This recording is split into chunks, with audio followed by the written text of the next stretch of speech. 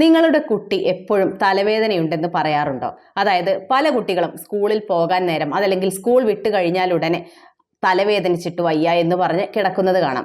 ഇങ്ങനെ കുട്ടികളിൽ ഉണ്ടാകുന്ന സ്ഥിരമായിട്ടുണ്ടാകുന്ന തലവേദനയുടെ ഒരു കാരണം എന്ന് പറയുന്നത് അഡിനോയിഡ് ഹൈപ്പർട്രോഫിയാണ്.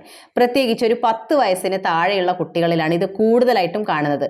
ഇവർക്ക് തലവേദനയിലുപരി കൂടുതലായിട്ട് കാണുന്ന ഒരു ലക്ഷണം എന്ന് പറയുന്നത് മൂക്കടപ്പായിരിക്കും.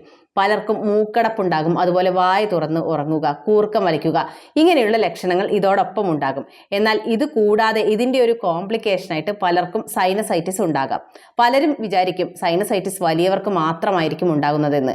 എന്നാൽ അങ്ങനെയല്ല. പ്രത്യേകിച്ച് ഈ ഒരു അഡിനോയിഡ് ഹൈപ്പർട്രോഫി ഉള്ള കുട്ടികളിൽ ഈ ഒരു സൈനസൈറ്റിസിനുള്ള സാധ്യത വളരെ കൂടുതലാണ്. കാരണം അഡിനോയിഡ് ഹൈപ്പർട്രോഫി മൂലം മിക്ക കുട്ടികൾക്കും മൂക്കടപ്പുണ്ടാകും, മൂക്ക് ബ്ലോക്ക്ഡ് ആയിരിക്കും. അതുകൊണ്ട് തന്നെ കഫം താഴത്തേക്ക് ഇറങ്ങി വരികയില്ല. ഈ കഫം തലയിലെ നമ്മുടെ സൈനസ് അറകളിൽ കെട്ടിക്കിടന്ന് കുട്ടികൾക്ക് സൈനസൈറ്റിസ് ഉണ്ടാവാനുള്ള ടെൻഡൻസി വളരെ കൂടുതലാണ്. പലർക്കും ഇത് ഇൻഫെക്റ്റഡ് ആയിട്ട് ഇതോടൊപ്പം തന്നെ പനിയും കണ്ടുവരാറുണ്ട്.